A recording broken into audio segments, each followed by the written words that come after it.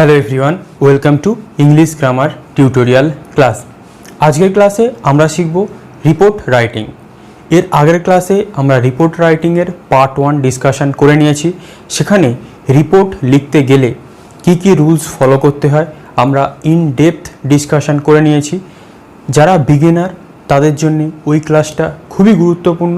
ওই ক্লাসটা দেখার পর তোমাদের রিপোর্ট সম্পর্কে পুরো ধারণা ক্লিয়ার হয়ে যাবে। কিন্তু আমি তোমাদেরকে ওখানে 3 ধরনের রিপোর্টের কথা বলেছিলাম। এক হচ্ছে ইভেন্ট বেসড, 2 অ্যাক্সিডেন্ট বা ইনসিডেন্ট বেসড, আর 3 অপিনিয়ন বেসড। অপিনিয়ন বেসড কথার অর্থ হলো এখানে যে রিপোর্টটা পড়বে সেটা কোনো ইভেন্ট বা ইনসিডেন্ট নয়। এখানে কোনো একটা ইস্যুর ওপর তোমার মতামত দিয়ে সেই রিপোর্টটাকে লিখতে হবে। তাছাড়া আগের যে রুলস আছে সেটা একরকমই। এখানে আমরা টেন্সের ক্ষেত্রে প্রেজেন্ট পাস্ট দুটোকেই ব্যবহার করতে পারি, ফিউচারকেও কিছু কিছু ক্ষেত্রে ব্যবহার করতে পারি। কিন্তু অপিনিয়ন বেসড রিপোর্ট কোনগুলো? ধরো কোনো এলাকায় ট্রাফিক জ্যাম বেশি হয়, সেই নিয়ে তোমাকে একটা রিপোর্ট লিখতে বলল। ধরো এখনকার যে জেনারেশনের মধ্যে মোবাইল গেম নিয়ে একটা উন্মাদনা দেখা দিয়েছে, সেই নিয়ে একটা রিপোর্ট লেখো। এখনকার ছাত্রছাত্রীদের মধ্যে বই পড়ায় অনীহা দেখা দিয়েছে, সেই নিয়ে একটা রিপোর্ট লেখো। খুব দ্রুত গতিতে যুবকরা বাইক চালায়, সেই নিয়ে একটা রিপোর্ট লেখো। যুবকরা বা কলেজ স্টুডেন্টরা ড্রাগ অ্যাডিক্ট হয়ে পড়ছে, সেই নিয়ে একটা রিপোর্ট লেখো। তাহলে এই রিপোর্টগুলো কি কোনো ইনসিডেন্ট বা ইভেন্ট? এই রিপোর্টগুলো একটা সোশ্যাল ইস্যু। এই ইস্যুটার মানে হচ্ছে তোমার মতামত চাওয়া হচ্ছে এই রিপোর্টে। তাই অপিনিয়ন বেসড রিপোর্ট লিখতে গেলে ইভেন্ট বা অ্যাক্সিডেন্টের ক্ষেত্রে বা ইনসিডেন্টের ক্ষেত্রে আমরা যে স্ট্রাকচার ফলো করেছিলাম, এখানে আমাদের স্ট্রাকচারটার একটু বদল আনতে হবে। যে হেডিং, ডেট, প্লেস ওটা তো আমরা একই লিখব, কিন্তু আমাদের যে main body, introduction part, main report part, তারপরে কনক্লুশনের পার্ট, এখানে বদল আনতে হবে। সেই বদলটাকে যদি তোমরা ভালো করে আয়ত্ত করে নাও, আজকের পর থেকে কোনো রিপোর্ট তোমাদের আর মুখস্থ করতে লাগবে না। তোমরা যে কোনো রিপোর্ট অনায়াসে লিখতে পারবে। এর জন্য তোমাদের কি করতে হবে? তোমাদের এভরিডে যে নিউজ পেপার আসে, যারা জব অ্যাসপিরেন্ট তারা মেন যে ঘটনাগুলো ঘটছে সেই ঘটনাটাকে একটু ফলো করবে। তাহলেই তোমরা ইভেন্ট আর ইনসিডেন্ট তো লিখতে পারছই, অপিনিয়ন বেসড যে রিপোর্ট সেটাও লিখতে পারবে। তোমরা পেপারের এডিটোরিয়াল পেজটা পড়বে। এডিটোরিয়াল মানে হচ্ছে সম্পাদকীয় পেজ, যেখানে দেখবে কোনো একটা লেখক বা কোনো একটা রিপোর্টার তার নাম লেখা থাকে, যেখানে বিশেষ গণ্যমান্য ব্যক্তিরা সেই জিনিসগুলো লেখেন। তারা কোনো একটা সোশ্যাল ইস্যু নিয়ে তাদের মতামত জানান। সেই রিপোর্টটাকে আমরা কিভাবে একটা স্ট্রাকচার পরীক্ষার হলে তৈরি করব বা আমরা সেটাকে প্র্যাকটিস করব। তোমরা ওই রিপোর্টটা অনেক বড় থাকে, কিন্তু আমি তোমাদেরকে একটা জিস্ট আপ করে বুঝিয়ে দেবো কি কি পার্ট অনুযায়ী তোমরা রিপোর্টটাকে লিখবে। এই পার্ট অনুযায়ী ফলো করলে তোমরা দেখবে যে কোনো রিপোর্ট তোমরা অনায়াসে লিখতে পারছো। তাহলে ইভেন্ট আর ইনসিডেন্টকে মাথা থেকে এখন হটিয়ে দাও। এখন অপিনিয়ন বেসড যে এক্সাম্পলগুলো আমি দিলাম রিপোর্টের, সেগুলোকে আমরা কিভাবে লিখবো একটু দেখা যাক। হেডিং আর ডেট যেটা থাকবে সেটা তো আমরা একটু পরে ডেমোতে আসবোই, কিন্তু আমাদের একটু স্ট্রাকচারটা দেখে নেওয়া যাক কিভাবে আমরা রিপোর্টটাকে লিখব। ধরো প্রথমে আমরা কি লিখব? ইন্ট্রোডাকশন পার্টে প্রথমে আমরা লিখেছি কি হোয়াট মানে কি আমাদের কি বিষয়ে প্রতিবেদন বা রিপোর্টটাকে লিখতে দিয়েছে সেটা আমাদের ভালো করে বুঝতে হবে। ধরো কোনো ট্রাফিক জ্যাম নিয়ে তোমাকে একটা রিপোর্ট লিখতে দিয়েছে, তুমি ওই ট্রাফিক জ্যাম নিয়ে একটু লিখলে যে ট্রাফিক জ্যাম কলকাতার নিত্যদিনের সঙ্গী, এখানে খুব সমস্যা ট্রাফিক জ্যামের জন্য হয়, এইসব তুমি লিখলে। ইফেক্ট কি? ধরো ট্রাফিক জ্যামের জন্য কি কি প্রভাব পড়ে আমাদের জীবনে। ধরো একটা জায়গায় যেতে অনেক টাইম লাগে, এরকম আমরা লিখতে পারি। খুব আমাদের ক্লান্ত বোধ হয়, এটাও লিখতে পারি। প্রবলেম কি হয় আমাদের জীবন থেকে অনেক টাইম চলে যায় ওই ট্রাফিক জ্যামের জন্য, আমাদের ওই ডেস্টিনেশন বা গন্তব্যস্থলে পৌঁছতে, এবং বাড়িতে এসে আমাদের কি হয়, খুব ক্লান্ত ফিল হয়। এটা গেল ট্রাফিক জ্যাম। এবার যদি তোমাকে কেউ বলে কোনো একটা, ধরো এখন যে আমাদের ডিবেট চলছে, ইন্ডো চায়না ডিবেট, বর্ডারে যে একটা ইস্যু হচ্ছে, এই নিয়ে তোমার একটা মতামত জানিয়ে তুমি একটা রিপোর্ট লেখো। তুমি সেখানে কি লিখবে? ওখানে ওখানে একটা যে প্রবলেম হচ্ছে ওটা নিয়ে লিখলে। ইফেক্ট, এর ফলে কি হচ্ছে, এর ফলে আমাদের দু দেশের মধ্যে একটা সম্পর্কের অবনতি হওয়ার সম্ভাবনা আছে, এটা লিখলে। এরপরে প্রবলেম হিসাবে কি লিখবে? প্রবলেম হিসাবে এটা লিখতে পারে যে দু দেশের সম্পর্কের অবনতি হলে দেশের মধ্যে যে চাইনিজ প্রোডাক্ট আছে সেটা নিয়ে একটা বিদ্রোহ তৈরি হচ্ছে। বিদ্রোহ তৈরি হওয়ার ফলে আমরা যেসব জিনিস হয়তো কম দামে পেতাম সেটা ওই ডিবেটের ফলে আমাদের একটু বেশি দামে কিনতে হতে পারে। এইরকম তোমরা একটা লিখতে পারলে। এই হয়ে গেল ইন্ট্রোডাকশন পার্ট। তোমাদেরকে আমি জাস্ট বোঝানোর জন্য বলছি যে অপিনিয়ন দেওয়ার ক্ষেত্রে তোমরা কিভাবে ওই রিপোর্টটাকে লিখতে পারো। এবারে তোমরা ইন্ট্রোডাকশন পার্ট চলে যাওয়ার পর দ্বিতীয় প্যারা করে কি লিখতে পারো। ধরো ট্রাফিক জ্যামের ক্ষেত্রেই আমরা ধরি রিজন আর কজ। রিজন আর কজ হচ্ছে কারণ। ধরো ট্রাফিক জ্যাম কেন হয় সেটা নিয়ে একটু লিখলে। ইরেসপন্সিবল পিপল, সব জায়গায় মিটিং মিছিল এইসব তোমরা লিখে দিতে পারলে। রেসপন্সিবল আর ইরেসপন্সিবল। রেসপন্সিবল মানে কি, যদি কোনো ভালো জিনিস হয় সেটা তুমি লিখতে পারো। যদি কোনো ইরেসপন্সিবল দায়িত্ব জ্ঞানহীনের মতো কাজ করে সেটাও তুমি লিখতে পারো। ধরো ওই যে ট্রাফিক জ্যাম হচ্ছে, এটা তো আমরা রেসপন্সিবল বলতে পারবো না জনগণকে। ইরেসপন্সিবিলিটির জন্যই তো ট্রাফিক জ্যাম হচ্ছে।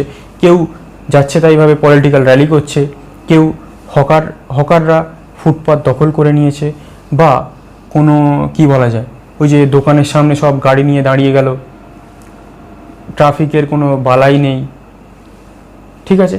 ওই যে আমরা পার্কিং করছি বিভিন্ন জায়গায়, উল্টোপাল্টা জায়গায় যেখানে রুলস নেই তবু আমরা পার্কিং করছি, তাহলে আমাদের ট্রাফিক জ্যাম অবধারিত। তাহলে আমরা রিজন আর কজ। এটা যদি আমরা ইন্ডো চায়না ডিবেট হয় আমরা কি লিখতে পারি, কেন ওটা হচ্ছে। এখানেই আসছে কিন্তু নিউজ পেপার পড়ার ভূমিকা। ধরো তোমার ইন্ডো চায়না রিপোর্ট এসে গেল, তুমি যদি কারণটা না জানো তাহলে তুমি এখানে কিছু লিখতে পারবে। ধরো তোমার রিপোর্টটা পরীক্ষায় এসছে, তুমি কিচ্ছু লিখতে পারবে না। তাই ডেলি নিউজ পেপার পড়াটা তোমার খুবই গুরুত্বপূর্ণ।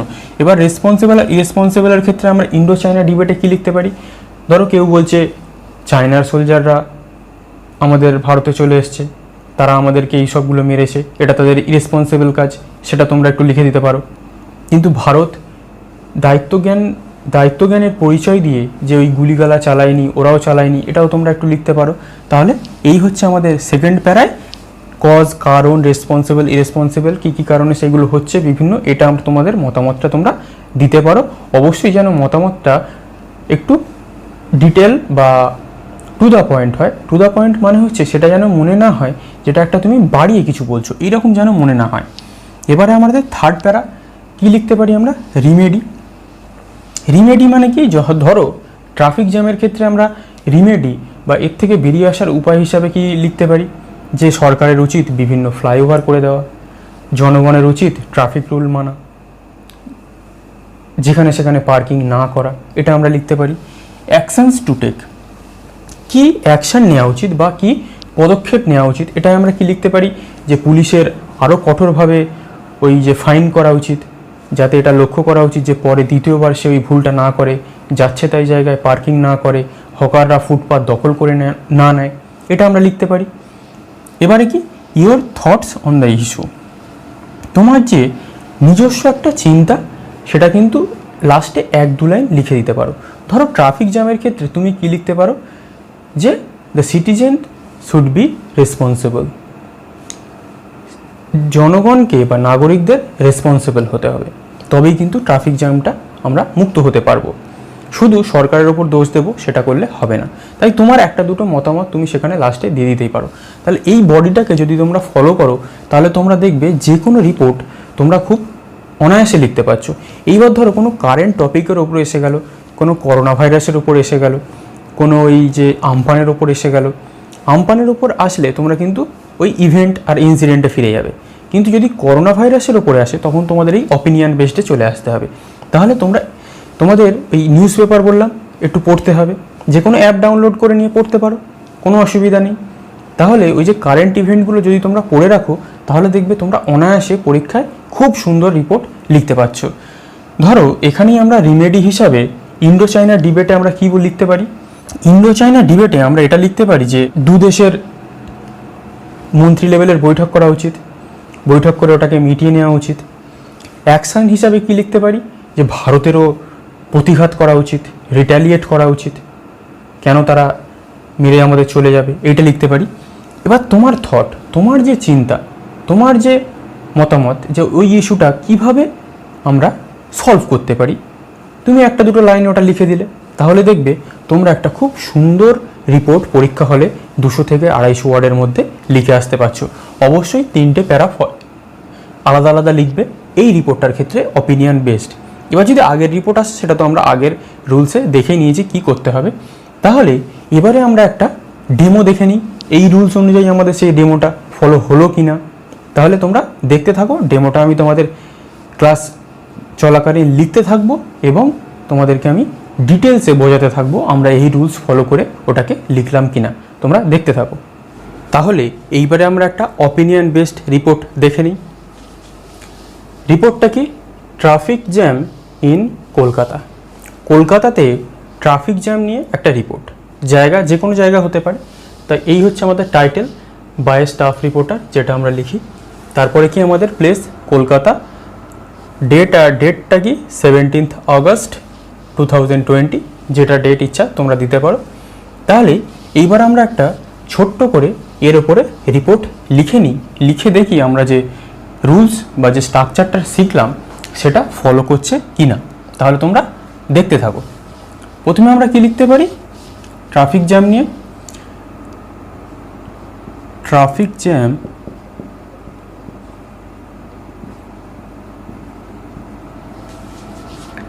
is like a day-to-day companion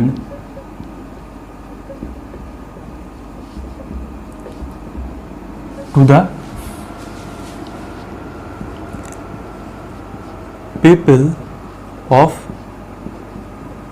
Kolkata। তাহলে কি traffic jam is like a day to day companion to the people of Kolkata. কলকাতার জনগণের কাছে ট্রাফিক জ্যাম একটা প্রত্যেক দিনের সঙ্গী। এরপরে আমরা কি লিখতে পারি? Travelling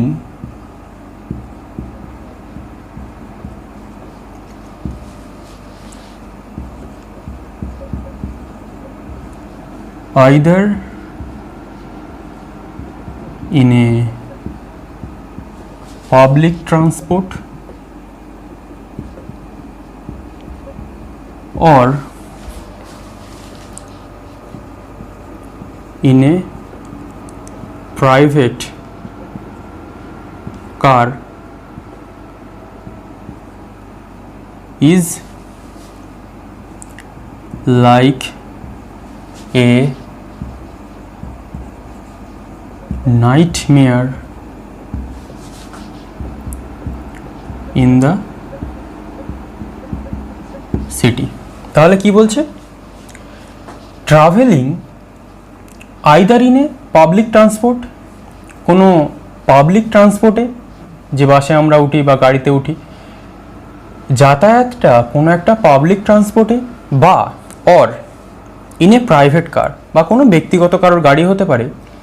is like A nightmare in the city, এই শহরে একটা দুঃস্বপ্ন বলা যেতে পারে, মানে খুব যন্ত্রণার বিষয় এটাকে আমরা বলতে পারি। এরপরে আমরা কি লিখতে পারি? ইট tax lots of time to reach the destination, destination, it takes lot of time to reach the destination due to it। তার মানে কি? এই যে ট্রাফিক জ্যামটা বা ইট টেক্স, এটা লট অফ টাইম নেয়, অনেকটা সময় নেয় to reach the destination. Destination মানে গন্তব্য, গন্তব্যে পৌঁছতে ডিউ টু ইট, এটার জন্য। ইট মানে ট্রাফিক জ্যাম। তাহলে ক্লিয়ার। এরপরে আমরা কি লিখতে পারি? দ্য প্লেস হোয়ার ওয়ান, দেখো আমরা ফার্স্ট পার্সন বা সেকেন্ড পার্সন ইউজ করলাম না, ওয়ানের ইউজ করলাম। The place where one can reach in an hour, it takes 2 to 3 hours the place where one can reach in an hour, ওই জায়গাটায় যেখানে একজন 1 ঘন্টায় পৌঁছতে পারে, ইট টেক্স, এটা নেয় 2 to 3 আওয়ার্স, এটা নেয় 2 to 3 আওয়ার্স, 2 থেকে 3 ঘন্টা টু রিচ দেয়ার, সেখানে পৌঁছতে তাহলে এটা 2 থেকে 3 ঘন্টা নিয়ে নিচ্ছে। ক্লিয়ার? এরপরে আমরা কি লিখতে পারি? It takes lots of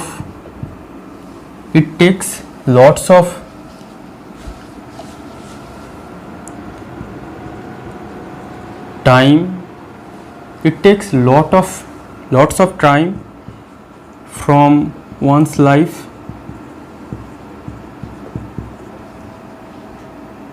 making one tired। তাহলে কি it takes lots of time from one's life, এটা একজনের জীবন থেকে অনেকটা টাইম নিয়ে নিচ্ছে, মেকিং ওয়ান টায়ার্ড, তাকে ক্লান্ত করে দিচ্ছে। তাহলে আমরা লিখলাম, এরপরে আমরা কি লিখলাম, কি লিখতে পারি? Most of the areas in the city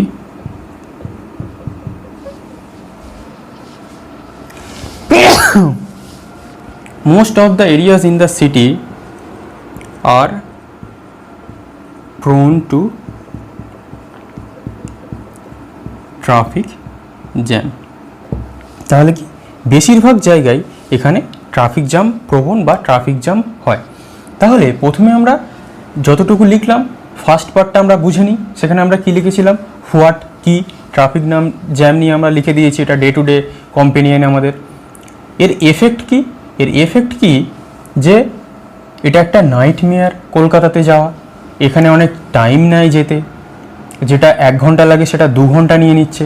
problem কি হচ্ছে, এটা আমাদের জীবন থেকে অনেকটা টাইম নিয়ে নিচ্ছে, আমাদেরকে ক্লান্ত করে দিচ্ছে। ক্লিয়ার? তারপরে আমরা একটা ছোট্ট করে লিখে দিয়েছি কি বেশিরভাগ জায়গায় কলকাতায় ট্রাফিক জ্যাম হয়। তাহলে ক্লিয়ার? এরপরে আমরা দ্বিতীয় প্যারায় কি লিখতে পারি, কি লিখবো আমরা? The citizens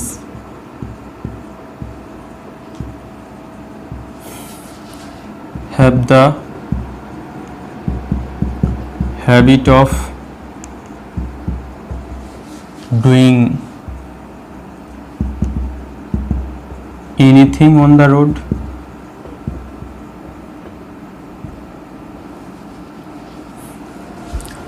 whether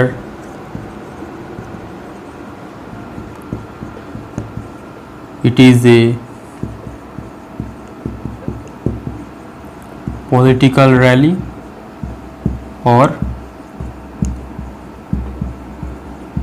marriage procession। তাহলে কি the citizens have the habit of doing anything on the road, জনগণের একটা অভ্যাস আছে তারা সব কিছু রাস্তাতেই করে। Whether it is a political rally, সেটা একটা কোনো রাজনৈতিক র্যালি হতে পারে, মিছিল হতে পারে, বা ম্যারেজ প্রসেশন, কোনো বিয়ের যাত্রা হতে পারে, আমরা সব কিছুতেই কী করছি, রাস্তাতে করছি। এরপরে আমরা আর কি লিখতে পারি, some people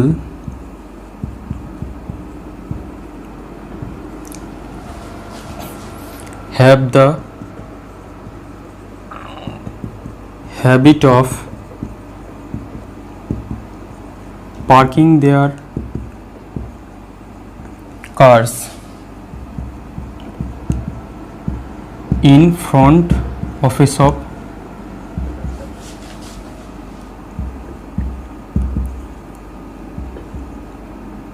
which is a major cause of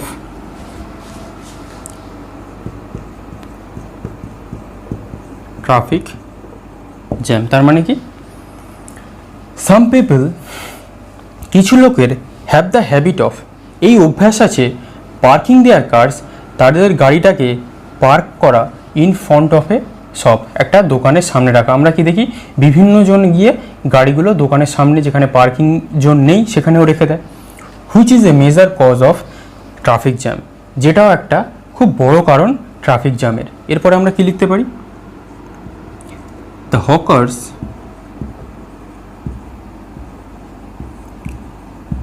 are also not out of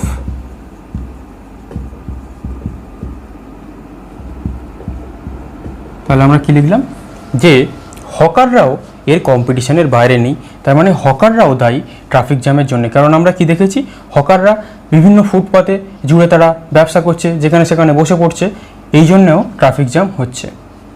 তাহলে দ্বিতীয় যে আমরা পয়েন্টটা দেখেছিলাম সেখানে আমরা কি দেখেছিলাম, কজ, রিজন, কারণ। এখানে আমরা কি কি কারণে ট্রাফিক জ্যাম হচ্ছে সেটা লিখলাম। কি কি কারণে হচ্ছে, পলিটিক্যাল র্যালি আমরা যাচ্ছে তাইভাবে বের করছি, কোনো একটা বিয়ে হলো লোকজন নিয়ে আমরা বেরিয়ে পড়লাম, সেটাও হচ্ছে। কিছু কিছু লোকের আর একটা কী কারণ হয় ট্রাফিক জ্যামের জন্য, পার্কিং করছি আমরা যাচ্ছে তাই জায়গায়, দোকানের সামনে যেখানে ট্রাফিক, যেখানে ওই মানে পার্কিং জোন নেই সেখানেও আমরা করে দিচ্ছি। এরপরে হকাররা তো যেখানে সেখানে বসে পড়ছে, তারাও কম্পিটিশনের বাইরে যায় কেন, তারাও আছে ট্রাফিক জ্যামের জন্য। তাহলে এই হয়ে গেল আমাদের দ্বিতীয় প্যারা, যেখানে আমরা দেখলাম কজ, প্রবলেম, সেটা দেখলাম কী কী কারণে ট্রাফিক জ্যামটা হচ্ছে, সেটা যে কোনো অপিনিয়ন বেসড রিপোর্টের ক্ষেত্রে তোমরা এটা লিখতে পারো, তার কারণগুলো। এইবারে আমাদের গুরুত্বপূর্ণ পয়েন্ট, মেন কনক্লুশন, যেখানে আমাদের রিমেডি লিখতে হবে, সেটা তোমরা ভালো করে লক্ষ্য করবে। এরপরে আমরা কনক্লুশনে কী লিখতে পারি,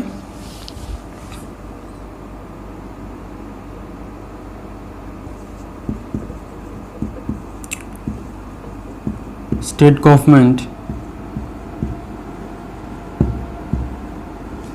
has built many flyovers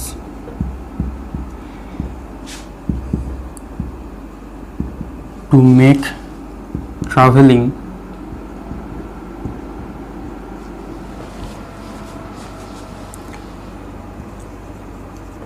easy and comfortable, but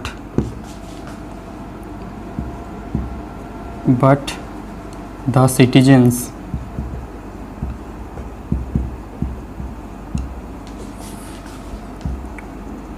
have also the responsibility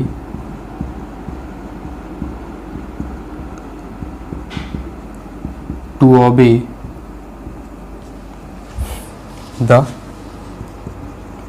traffic। তাহলে আমরা কি লিখলাম, স্টেট গভর্নমেন্ট, রাজ্য সরকার, হ্যাজ বিল্ড, তৈরি করেছে, মেনি ফ্লাইওভার্স, অনেক ফ্লাইওভার্স তৈরি করে দিয়েছে, to make travelling easy and comfortable, যাতায়াত যাতে সহজ এবং আরামদায়ক হয়। But the citizens have also the responsibility, কিন্তু নাগরিকদেরও একটা দায়িত্ব আছে, টু অবে দ্য ট্রাফিক রুলস, তারাও যাতে ট্রাফিক রুলকে মেনে চলে। তার মানে কি, যাচ্ছে তাইভাবে পলিটিক্যাল র্যালি না করা, যেখানে সেখানে গাড়ি পার্ক না করা, যেখানে সেখানে হকারগিরি না করা, এছাড়াও বিভিন্ন রকম রেসপন্সিবিলিটি তাদের পালন করতে হবে। তাহলে এরপরে আমরা কি লিখতে পারি,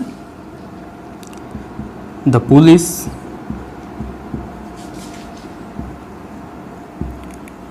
needs to take strict action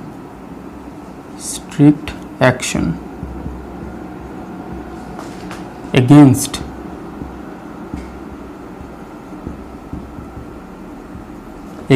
those who will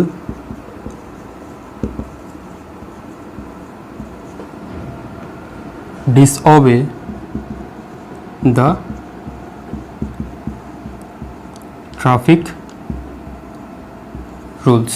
তাহলে কি, the police needs to take strict action, পুলিশদের উচিত কঠোরতর অ্যাকশন নেওয়া, এগেনস্ট দোজ, তাদের বিরুদ্ধে, who will disobey the traffic rules, যারা ট্রাফিক রুলকে অমান্য করবে, তাদের বিরুদ্ধে আমাদের স্ট্রিক্ট অ্যাকশন নিতে হবে and fine them so that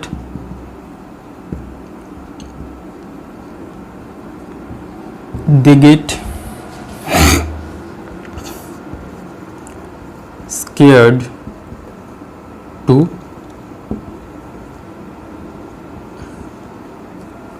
disobey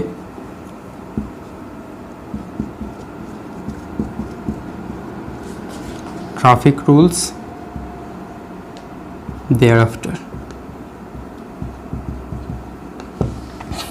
and fine them এবং তাদেরকে ফাইন করতে হবে, তাদেরকে পেনাল্টি কাটতে হবে সো দ্যাট যাতে তারা দে গেট স্কেয়ার্ড, তারা ভীত হয় to disobey traffic rules thereafter, যাতে তারা পরবর্তীকালে ট্রাফিক রুল ভাঙতে গিয়ে ভয় পায় বা স্কেয়ার্ড হয়। তাহলে কি the police needs to take strict action, পুলিশদের স্ট্রিক্ট অ্যাকশন নিতে হবে against those who will disobey the traffic rules, যারা ট্রাফিক রুল মানবে না, অ্যান্ড ফাইন দেম এবং তাদেরকে ফাইন করতে হবে so that they scare to disobey traffic rules thereafter, যাতে তারা পরে ট্রাফিক রুল ভাঙতে গিয়ে ভয় পায়। তাহলে আমরা লাস্ট পয়েন্টে কি দেখেছিলাম থার্ড প্যারাতে, যে এখানে আমরা কি কি রিমেডি হিসেবে আমরা কি বলতে পারি, যে এটার থেকে আমাদের বেরিয়ে আসার উপায় বা প্রবলেম সলভিং যে আমাদের কমেন্ট, সেটা কি করতে পারি, যে সরকার অনেক ফ্লাইওভার করে দিয়েছে যাতে আমাদের জার্নিটা কমফোর্টেবল হয়, কিন্তু শুধু সরকারের ফ্লাইওভার করে দিয়েছে বলে হবে না, সিটিজেনকেও রেসপন্সিবল হতে হবে, এটা একটা রিমেডি।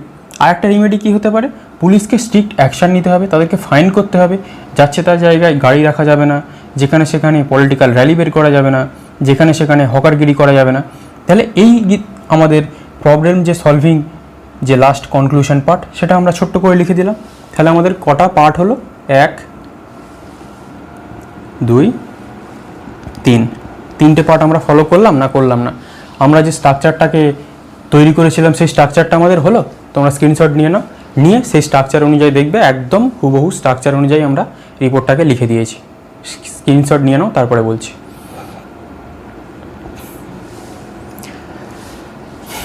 নিয়েছো আশা করছি। এইবারে সব থেকে গুরুত্বপূর্ণ বিষয় যেটা জেনে রাখো, তোমরা এই যে স্ট্রাকচারটা ফলো করলে, এইবারে তোমরা যে কোনো একটা রিপোর্ট নিয়ে নাও অপিনিয়ন বেসড, যেটা ওই আমি বললাম পড়ার অনীহা হতে পারে, গেমিংয়ের প্রতি আসক্তি হতে পারে, ড্রাগ অ্যাডিকশান হতে পারে, এই নিয়ে তোমরা একটা রিপোর্ট লেখার চেষ্টা করো এই 3টে পয়েন্টকে ফলো রেখে, এই 3টে পয়েন্ট অনুযায়ী। আশা করছি আজকের পর থেকে তোমাদের এই অপিনিয়ন বেসড রিপোর্ট লিখতে আর কোনো প্রবলেম হবে না। যারা job experience, WBCS, miscellaneous, PSC, clerkship বা যে কোনো পরীক্ষা দিচ্ছ, তাদের ক্ষেত্রে এটা খুবই গুরুত্বপূর্ণ এই অপিনিয়ন বেসড রিপোর্টের স্ট্রাকচারটা জেনে নেওয়া। এই রকম স্ট্রাকচার তোমাদেরকে এত ডিটেলসে কেউ বলবে না। আমি অনেক বই ফলো করার পর এই স্ট্রাকচারটাকে তৈরি করেছি, যাতে তোমরা এই রিপোর্টটাকে খুব সহজে, যদি তোমাদের কমন নাও আসে তাও তোমরা কিছু অন্তত একটা লিখে আসতে পারো। কারণ পরীক্ষায় একটা কোয়েশ্চেন ছেড়ে আসা মানে তোমরা কম্পিটিশান থেকে আউট হয়ে গেলে ধরে নাও। 1 নম্বরের জন্য চাকরি থেকে মানুষ আউট হয়ে যাচ্ছে, আর তোমরা ধরো 20-30 নাম্বার ছেড়ে আসছো, তাহলে তোমরা চাকরির থেকেই আউট প্রায় বলা যায়। আমি তোমাদেরকে আগেও বলেছি, এখনও বলছি, তোমরা সবসময় আমার উপর নির্ভরশীল হবে না। আমার উপর নির্ভরশীল হবে ততটা যতটা তোমরা বুঝতে না পারছো। আমি তোমাদেরকে কিন্তু যাবতীয় কনসেপ্ট ক্লিয়ার করে দিয়েছি।